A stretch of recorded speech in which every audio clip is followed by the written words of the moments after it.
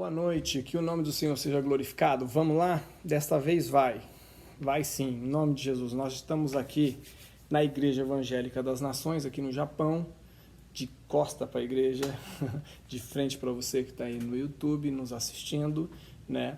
Quero agradecer pela tua visita ao nosso canal, no canal Pastorando. Quero agradecer o teu apoio, agradecer a todos aqueles que têm sempre assistido e aprendido e estudado junto com a gente.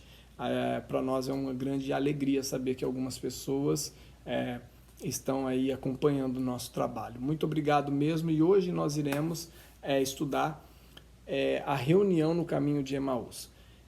Esse texto é um texto realmente importante para a gente. Por quê? Porque ele narra a história de dois discípulos que saem de Jerusalém e vai para Emaús depois de todos os acontecimentos que aconteceram em Jerusalém, da morte, da ressurreição, dos açoites de Cristo e da ressurreição de Cristo, como eu disse antes. E eles então saem de Jerusalém e vão para Emaús, e ali naquele percurso Jesus entra naquela reunião e continua a caminhada com eles até o caminho de Emaús, e ali tem todo um desenrolar que tem muitas implicações, muitos ensinamentos para a gente, para mim e para você, que tem buscado ter uma vida equilibrada e uma vida em Deus saudável. Amém? Vamos então estar orando ao nosso Deus, pedindo graça, pedindo sabedoria, pedindo entendimento, fortalecimento, que a nossa mente possa estar sendo ativada pelo Espírito de Deus e que a palavra do Senhor possa chegar impactante aí na tua vida, de forma que te desafie a prestar a um melhor culto reunido com os teus irmãos, a estar valorizando esse momento de reunião que você tem aí na tua igreja, aí na tua corda, aí na tua estaca, ou na igreja, ou em outras igrejas aí de outras denominações. Vamos orar? Vamos falar com Deus? Senhor Jesus, obrigado, Deus, por essa noite. Quero te agradecer, quero pedir a ti, Deus, que o Senhor possa estar estendendo a tua mão poderosa, a tua mão cheia de graça, cheia de poder, cheia de misericórdia.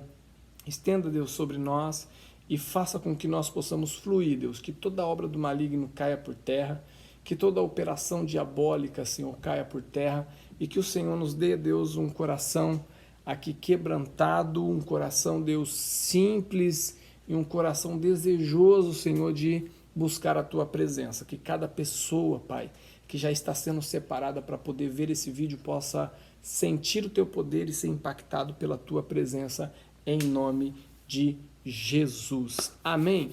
Vamos lá? Vamos para o caminho de Emaús? Vem comigo. Lucas, capítulo de número 24, verso de número 13, começa a narrativa. A minha Bíblia é a NVI, mas você pode pegar que você tem a mão aí, pode dar alguma diferença de tradução, mas não tem problema. Vamos lá? É uma equivalência na tradução, tá? Mas vamos lá. Naquele mesmo dia, no verso de número 13, dois deles estavam indo para um povoado chamado Emaús, a 11 quilômetros de Jerusalém. No caminho, conversavam a respeito de tudo o que havia acontecido. Enquanto conversavam e discutiam, o próprio Jesus se aproximou e começou a caminhar com eles, mas os olhos deles foram impedidos de reconhecê-lo. Verso 17. Ele lhes perguntou: sobre o que vocês estão discutindo enquanto caminham? Eles pararam com os rostos entristecidos. 18. Um deles, chamado Cleopas, perguntou-lhe: você é o único visitante em Jerusalém que não sabe das coisas que ali aconteceram nesse dia? Que coisas? Perguntou Jesus. O que aconteceu com Jesus de Nazaré? Responderam eles. Ele era um profeta poderoso em palavra, em obras diante de Deus e de todo o povo. Os chefes dos sacerdotes e as nossas autoridades o entregaram para ser condenados à morte e crucificaram.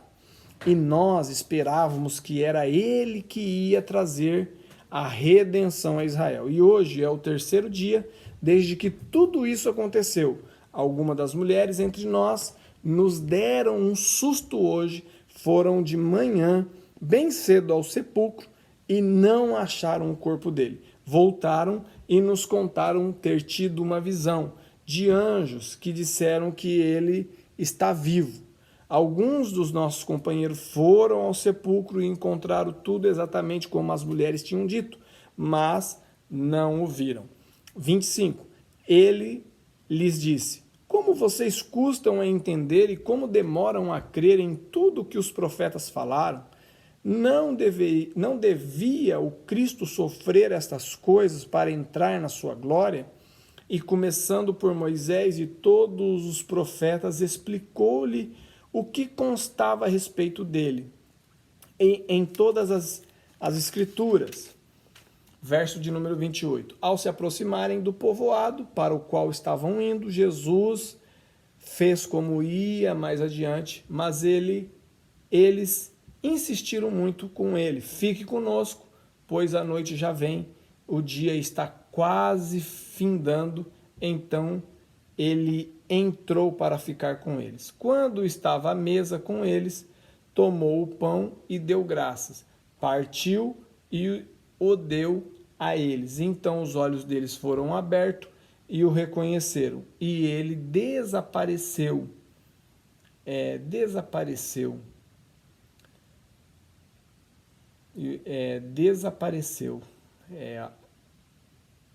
da vista deles.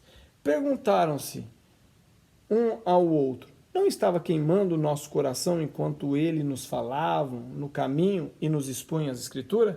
Levantaram-se e voltaram imediatamente para Jerusalém. Ali encontraram os 11 que estavam com eles reunidos, que diziam: é verdade, o Senhor ressuscitou e apareceu a Simão. Então os dois contaram o que tinha acontecido no caminho e como Jesus fora reconhecido por eles quando partiu o pão. Vamos lá? Deixa eu beber uma água. O caminho de Emaús. A reunião no caminho de Emaús. Bom, o texto narra a história desses dois discípulos. Primeiro, nós precisamos entender que a comunidade de Jesus ia para além dos 12 discípulos nesse momento, ia para além dos 11, porque o 12º, aquele que era o filho da perdição, já tinha se perdido, já tinha entregue Jesus e já tinha até se suicidado, Judas, aquele que foi o traidor.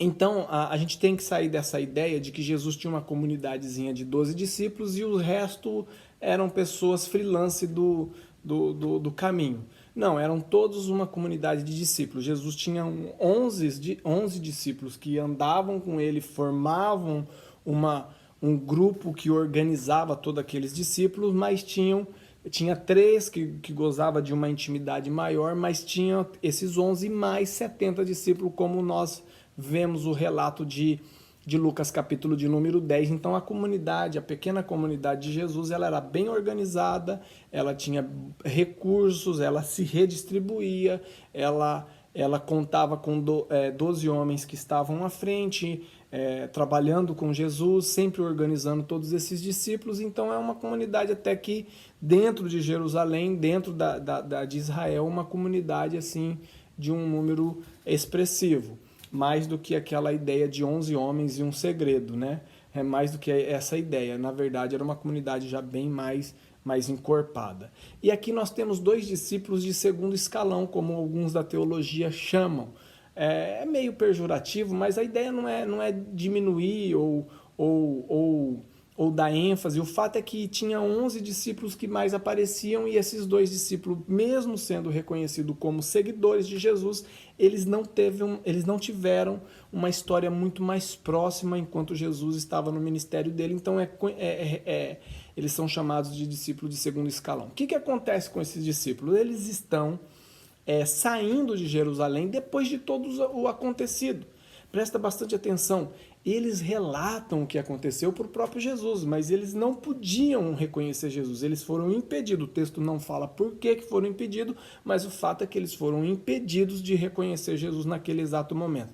Ali é importante a gente entender que naquele exato momento nós temos o ministério, ou o mistério, ou a promessa, como você quiser chamar, porque Paulo fala aqui que a relação da igreja com Jesus é um mistério, né, lá no livro de Efésios. Mas nesse momento nós vemos dois discípulos reunidos falando com o coração apertado, entristecido por aquele momento que eles estavam passando. Eles colocaram a esperança, a fé em Jesus, como se Jesus fosse a resposta para todos aqueles problemas que eles estavam vivendo. E de repente, Jesus é entregue, Jesus é traído, Jesus é açoitado, é preso, é humilhado publicamente e Jesus morre. E esses discípulos estavam em Jerusalém junto com os outros discípulos vendo tudo isso acontecer. Só que Jesus também ressuscita e eles também estavam lá vendo tudo isso acontecer. Mas de repente, depois de tudo passado, e aí sem o texto não fala os motivos, mas o fato é que eles voltam, ou eles saem de Emaús. Eu falo volta porque alguns estudiosos dizem que esse Cleopas do texto ele é natural de Emaús. E Emaús não é uma cidade longe de Jerusalém, é uma cidade próxima. O texto diz que é 11 quilômetros.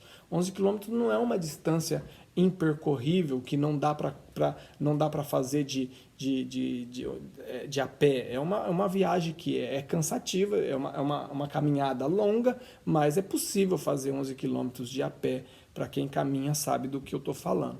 Então não era uma viagem longa, não era uma cidade longínqua, mas era uma cidade nos arredores de Jerusalém. E eles saem então, eles voltam então para a vida cotidiana, nada mais natural do que isso. Jesus morreu e nós não sabemos o que vai acontecer. Toda vez que a gente não sabe, quando as coisas estão incertas, nós temos a tendência de voltar para as nossas atividades naturais.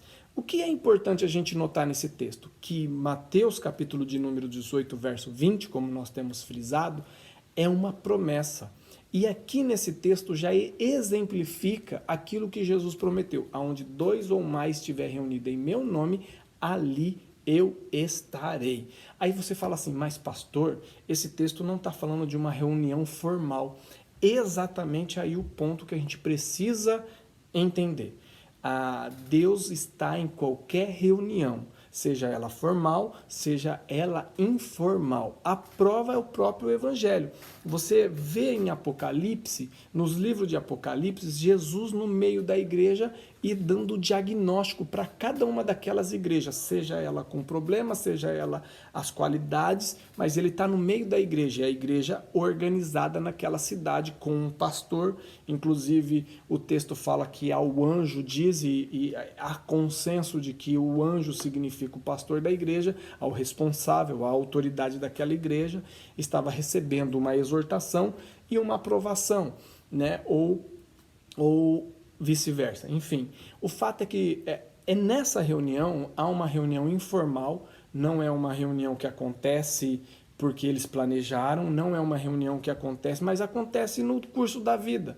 E é isso que nós precisamos entender. Nós temos feito um movimento meio complicado, nós temos separado o dia santo do dia profano. Nós temos separado a semana toda para viver de qualquer forma, e no sábado e no domingo, que são dias especiais, o dia do Senhor, porque nós vamos à igreja, nós temos a tendência de fazer daquele momento o único momento de relacionamento com Deus. Isso não deve ser feito dessa forma. Todos os dias são dias do Senhor. Todos os dias, desde segunda, terça, quarta, quinta, sexta, sábado e domingo, é dia do Senhor. Aonde 2 ou mais estiver reunido. Se Deus está reunido em uma conversa que está sendo tratada à beira ou no caminho de Emaús, imagine quando você se reúne para invocar o nome dele. Então a gente precisa parar de olhar as promessas de Deus da forma que a gente quer. O fato é que essa reunião, ela é sim uma reunião informal e Jesus também está ali na informalidade. O primeiro ensino que nós precisamos entender é a qualidade da conversa ou dos nossos relacionamentos no dia a dia. Por quê? Porque às vezes a gente fica esperando, como eu disse, do culto de domingo. Mas o relacionamento que a gente está tendo com as pessoas são relacionamentos que não edificam, que não produzem, que não despertam nenhuma espiritualidade. Pelo contrário, o Espírito fica ali dentro de nós ardendo em ciúmes daquela linguagem que muitas das vezes é obscena, daquela linguagem que muitas das vezes é ruim, daquela linguagem e daquelas atitudes que muitas das vezes não são aprovadas para pessoas que são de Deus. Nós precisamos pensar na informalidade da nossa vida, o dia a dia da nossa vida, quando nós nos conectamos com as pessoas. As pessoas precisam de Jesus, elas precisam da mensagem de Jesus. E aqui nós temos um ensinamento muito importante no verso de número 14. Se você quer qualificar a tua reunião, e aqui eu não estou... Nosso estudo não tem como objetivo convencer você que você deve fazer parte de uma igreja. Mas o nosso estudo tem como objetivo mostrar para você que é importante fazer parte de uma comunidade e é importante, fora da comunidade, ter uma vida comunitária que glorifica a Deus. É muito mais além do que simplesmente ir à igreja. Nós vamos falar um pouquinho disso mais à frente, mas a primeira consideração, ou o primeiro ensino que nós devemos ver nesse texto é que, na verdade, nós vamos colocar como segundo, porque o primeiro ensino é que não existe reunião em nome de Jesus que Jesus não está, seja ela formal, seja ela informal. Aqui nós estamos vendo dois homens que estão saindo de Jerusalém, dois discípulos de Jesus que estão saindo de Jerusalém, de costa para Jerusalém, de frente para aquela possibilidade de uma nova vida. É como se eles estivessem deixando para trás aquela etapa e indo para frente em uma nova etapa, mas Jesus entra naquela reunião porque eles estavam ali e ainda com o coração entristecido, considerando todas as coisas que tinham acontecido. Verso de número 14. No caminho conversavam a respeito, algumas traduções dizem assim, no caminho eles consideravam sobre aquilo que tinham acontecido. Se você quer, como eu quero, qualificar as nossas reuniões, nós precisamos ter uma percepção considerativa das coisas. O que vem a ser isso? Nós precisamos considerar o que está acontecendo com o ser humano, o que está acontecendo com você, o que está acontecendo com o mundo, o que está acontecendo à nossa volta e inclinar a nossa fé, o nosso coração a Jesus Cristo. Gente, a gente crê em Jesus Cristo e nós estamos num momento propício.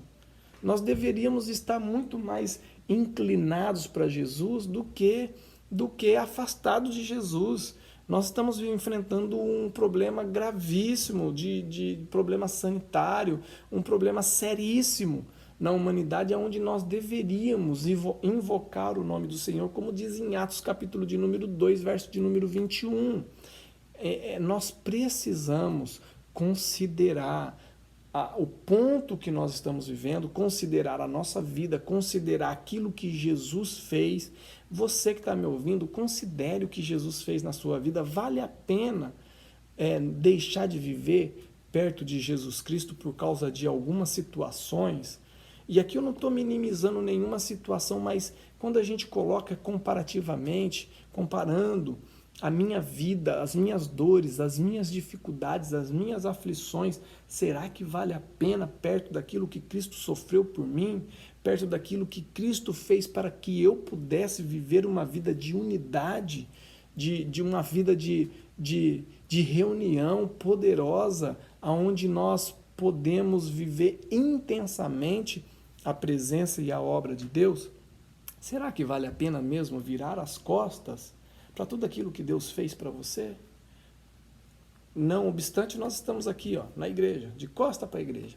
Quantas pessoas estão de costa para aquilo que Deus fez? Para a história, para anos que foram ali entregues no Evangelho, e está aí, talvez no teu coração está assim, pastor, mas você não sabe o que eu passei.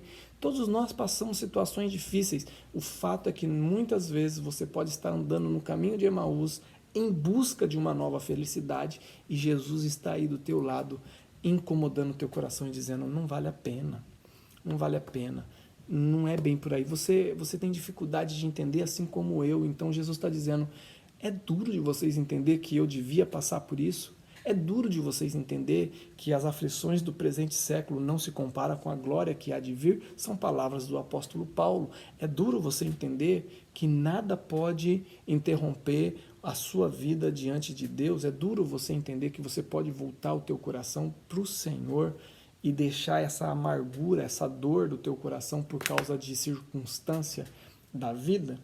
É duro. Para nós que somos humanos é duro, assim como foi duro para esses homens entender que Jesus devia passar por isso, pelo sofrimento.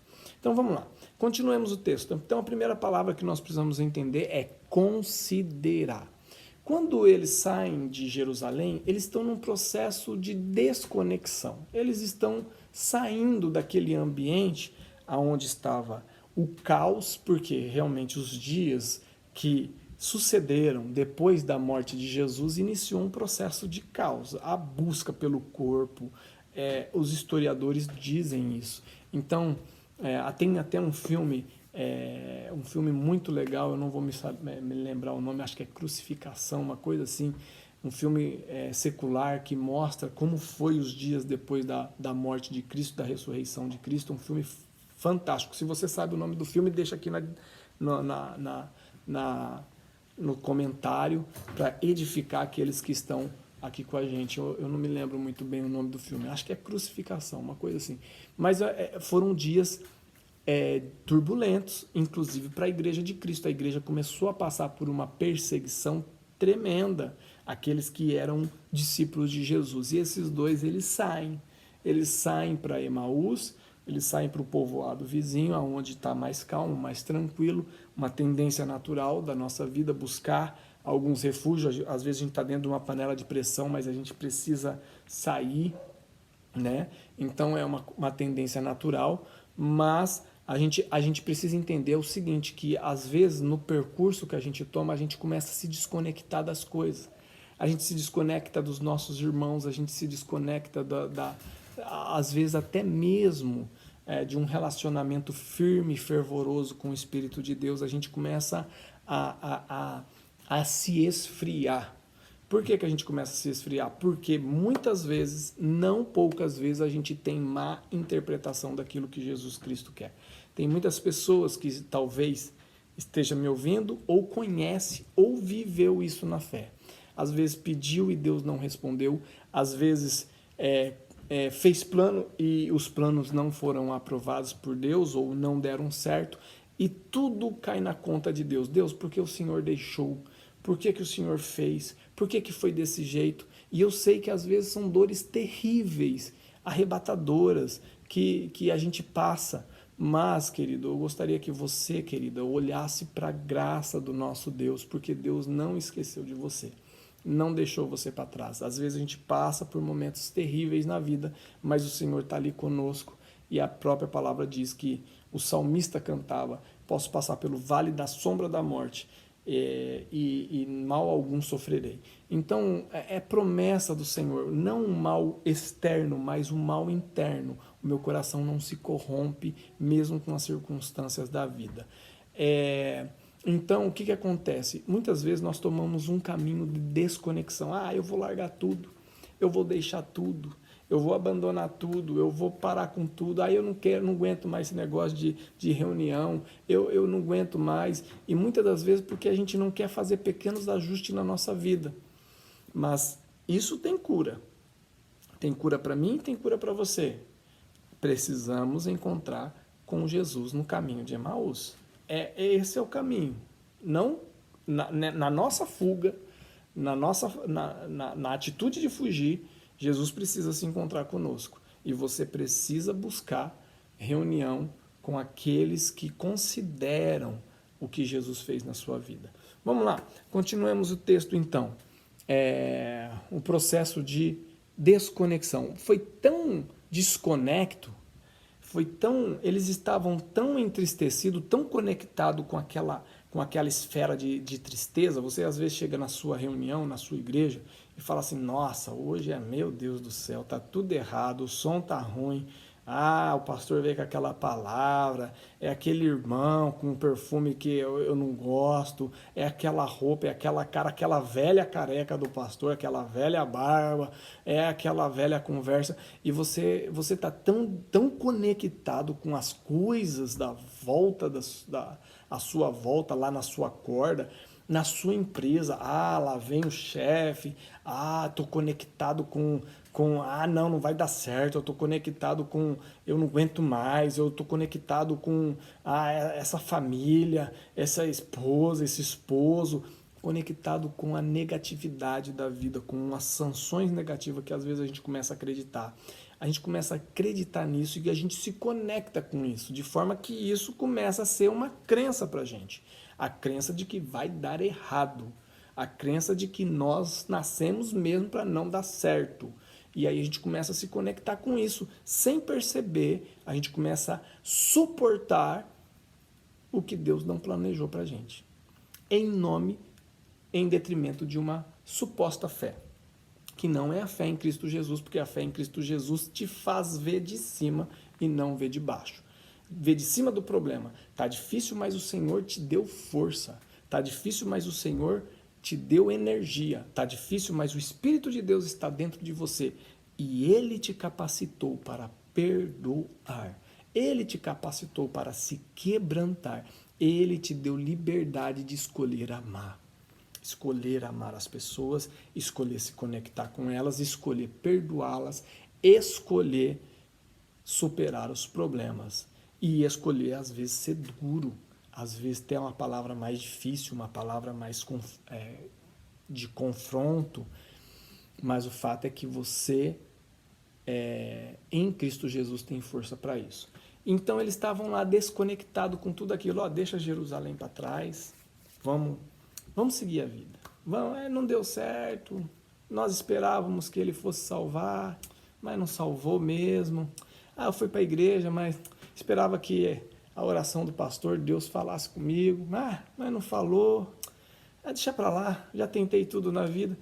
Ei, levanta, você precisa de um encontro, você precisa entender que você está conectado com coisas que não dão certo e você precisa desconectar a tua mente disso. Você precisa desacreditar nisso e começar a acreditar que Jesus pode transformar a sua vida.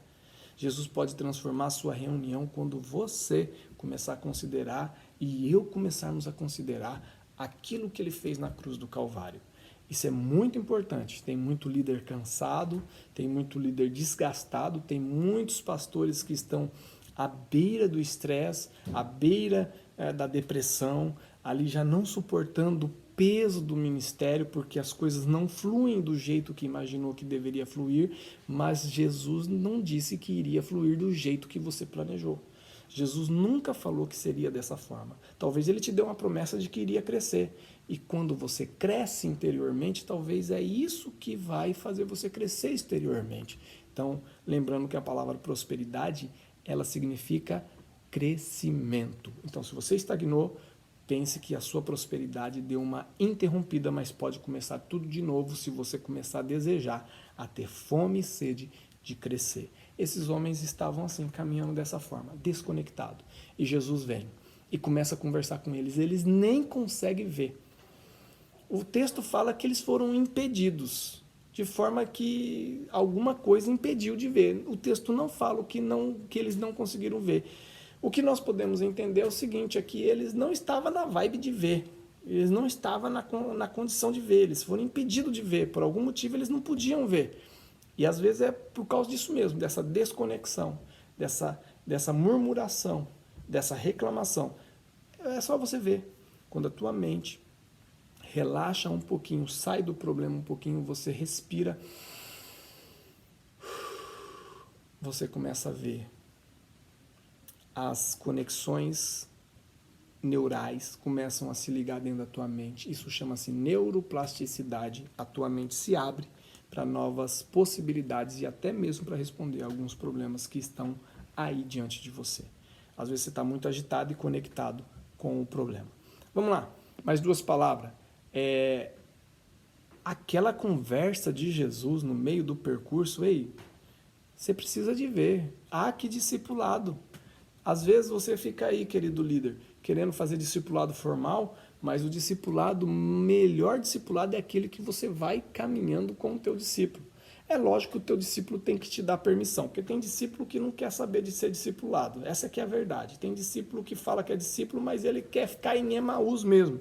Ele não quer saber de sair de lá. Ele quer ficar lá, então você deixa ele lá, porque ele não quer sair de lá. O dia que ele quiser sair de lá, você discipula no caminho. Mas olha que texto maravilhoso. Você vê, ele sai e ele fala, mas ei, não era isso mesmo que tinha que acontecer? Como vocês demoram para entender? Vocês não viram os profetas? Não, conhecimento bíblico para a gente, ser humano, a gente precisa melhorar isso, hein? Precisa estudar a Bíblia. Eu e você, nós precisamos estudar a Bíblia. Porque nós, às vezes, somos como esses discípulos aqui. Jesus, mas é assim que é ser crente? Às vezes, até mesmo alguns cristãos chegam para a gente e falam assim, eu fico até... se eu tivesse aquela vinheta de fazer assim, ó... sabe aquela... coisa de YouTube, né? Bom, deixa para lá. Mas presta atenção. Tem alguns crentes que chegam para a gente e falam assim... pastor, ser crente é difícil, Sabe por que é difícil? Porque você queria estar lá fora. Quando você quer estar lá fora, é difícil estar dentro. Essa que é a verdade, querido. Essa que é a verdade. Quando a gente quer fazer o que não deve, é difícil fazer o que deve. Por exemplo, vai estudar quando você quer ver filme. Vai ler quando você quer se divertir. É porque a gente não quer fazer o que deve ser feito. A gente tem dificuldade de fazer o que deve ser feito. Eu estou numa campanha de não procrastinar mais. Rapaz, como é difícil, como é complicado. Cada dia tem um trabalho novo para fazer. E aí quando você pensa que acabou, tem mais um para fazer. E é difícil, então você tem que agendar. Se você não quer procrastinar, agende. Fala, amanhã eu vou arrumar. Se não der amanhã, na semana que vem, mas até a semana que vem, eu vou arrumar isso que precisa acontecer. Isso você não está procrastinando, você está agendando. Olha aí uma saída para você deixar de procrastinar. Agende. Mas o fato é que quando você precisa fazer o que é certo e deseja fazer o que é errado, fica pesado fazer o que é certo. Essa que é a verdade. Ou não é? Então, quando a gente não quer, não tem quem vai insistir. Só a graça de Deus para te convencer. E eles estavam lá, mas Jesus estava dizendo, você não entende? O discipulado começou a falar de lá dos profetas. Todos os profetas, falou de tudo. E o coração deles estavam fervendo. Está faltando a palavra ferver no teu coração. Está faltando a palavra ferver no teu coração, querido. A palavra precisa ferver aí dentro, precisa fervilhar de novo. Meu filho, lá em Apocalipse diz que Deus se alimenta de nós. Deus se alimenta de você. Deus se alimenta de mim. Deus se alimenta de nós. E Ele diz que se nós formos mornos, Ele vai vomitar. Você precisa ferver, querido. Ferver por Deus. Para de ferver para o mundo. Ferve por Deus, por Jesus Cristo, pela palavra de Deus. E você vai ver que você vai viver uma vida transformadora, porque o Senhor te comprou para isso. Amém? E aí, então, o discurso, a conversa, aquilo que eu falei, considere as coisas de Deus, se conecte com as coisas de Deus e fale, converse, ouça, escute, siga o que seu pastor está dizendo. Hebreus diz que não é bom para a igreja que o pastor sofra, nem que o líder sofra, porque quando o líder sofre, faz a obra de forma pesada, pesarosa, e fica ruim para a igreja, fica ruim para todo mundo. Não é bom. O líder precisa de apoio, precisa de pessoas que ombreiem, que falem, vamos seguir. Não é fácil você ter um ministério, não é fácil ser pastor de uma igreja. Não é fácil para ninguém, não é fácil para pastores de igreja grande, não é fácil para pastores de igreja pequena, não é fácil para ninguém. É como ovelha indo para o matadouro. Pode ter algumas regalias e outros não ter outras regalias, mas o fato é que ser pastor, ser líder, estar à frente não é uma obra fácil, é uma obra do Espírito e precisa de pessoas de Deus alimentando essa ação do Espírito, tanto na vida do líder, quanto na vida da igreja, quanto na sua vida. Amém? Pensa nisso. Então, nessa reunião informal, a coisa continuou, eles estão ali reunidos, E aí o que acontece? A celebração, o momento do partir do pão. O momento de partir o pão, da ceia, daquele momento de ceia. Quando Jesus pegou o pão, a mente deles foram aberta. Olha como a questão da mente, quando ela está fechada, a sinapse, a neuroplasticidade da mente está fechada. Você não consegue enxergar nada. Nada de Deus. Nada de Deus. Nada de Deus porque você está dentro do sofrimento. Mas quando você começa a abrir, o Augusto Cury chama isso de janela light. Quando as suas janelas light começam a abrir, você sai daquela janela killer, as coisas começam a acontecer. E aí você começa a enxergar. Quando você começa a enxergar, e aí eu vou te falar uma coisa para você. Quando você começar a enxergar, não vai ter reunião que você não vai querer estar.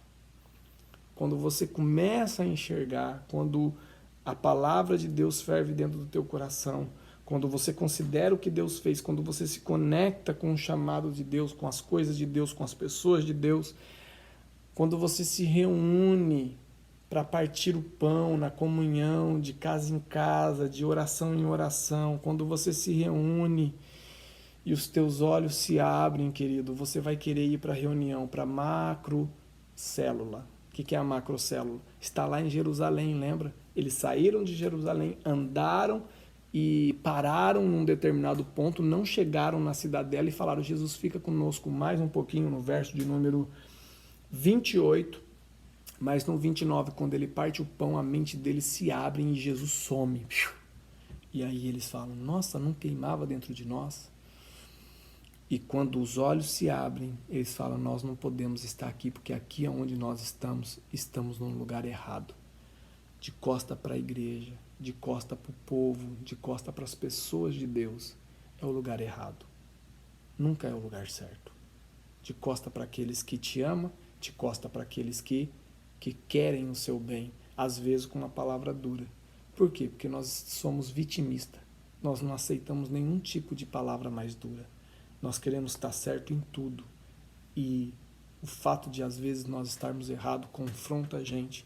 E a gente trava e começa a buscar coisa para a nossa vida. Mas quando os seus olhos se abrirem, quando os teus olhos se abrirem, você vai enxergar que você precisa voltar para Jerusalém, lá onde estão os 11, os discípulos de primeiro escalão, aonde eles estão reunidos, aonde Pedro viu Jesus, aonde está a muvuca, eles voltam para lá.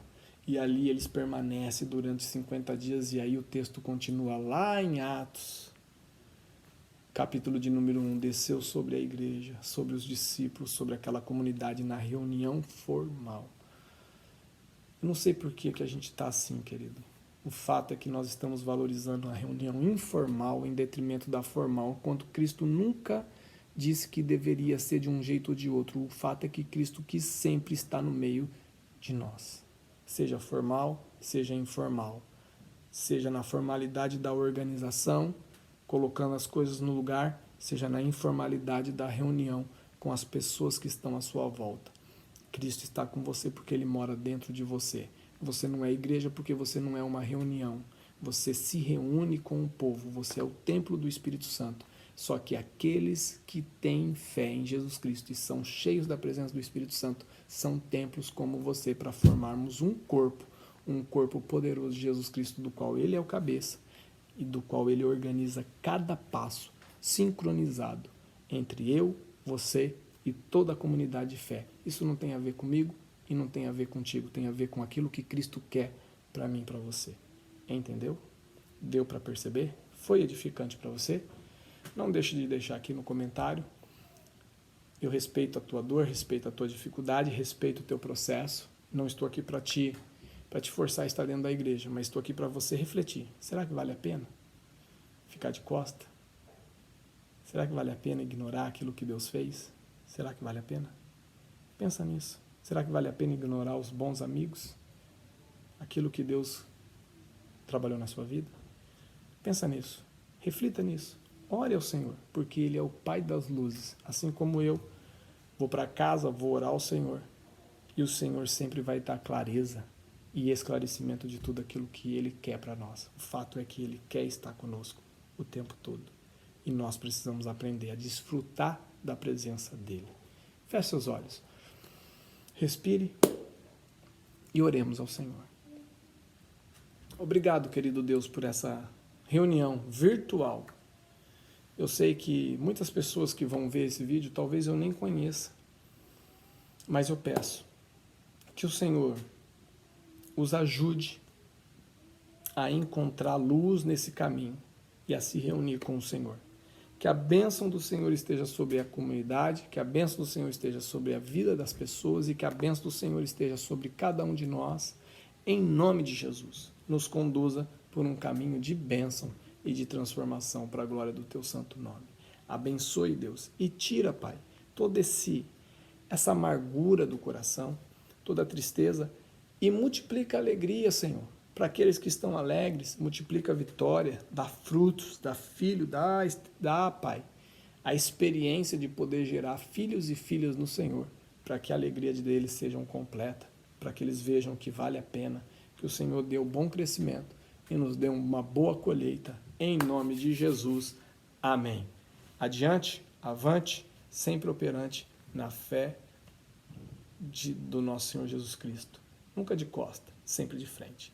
Deus abençoe, querido. Fique na paz e na graça do nosso Senhor Jesus Cristo. Espero que você tenha sido edificado. Espero que você possa refletir e possa deixar aquele seu like aqui para ajudar o canal, para potencializar, que o Espírito Santo possa te dar sabedoria em tudo que você fizer, em nome de Jesus. E agora eu vou descansar porque as tentativas foram grandes e o Senhor nos abençoe. Tentativas foram grandes de gravar o vídeo. Deus abençoe. Tchau, tchau.